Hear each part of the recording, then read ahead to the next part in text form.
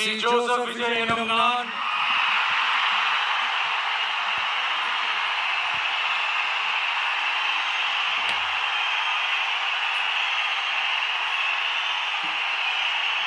சட்டப்படி அமைக்கப்பெற்ற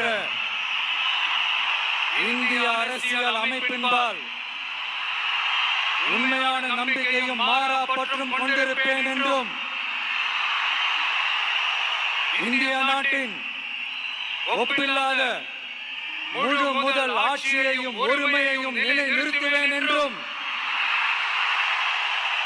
தமிழ்நாட்டு அரசின் முதலமைச்சராக உண்மையாகவும் உளச்சான்றின்படியும் என் கடமைகளை நிறைவேற்றுவேன் என்றும் அரசியல் அமைப்பிற்கும் சட்டத்திற்கும் இணங்க அச்சமும் ஒருதலை சார்பும் இன்றி விருப்பு வெறுப்பை விலக்கி பலதரப்பட்ட மக்கள் அனைவருக்கும் நேர்மையானதை செய்வேன் என்றும் ஆண்டவன் மீது ஆணையிட்டு உறுதிமொழிகிறேன்.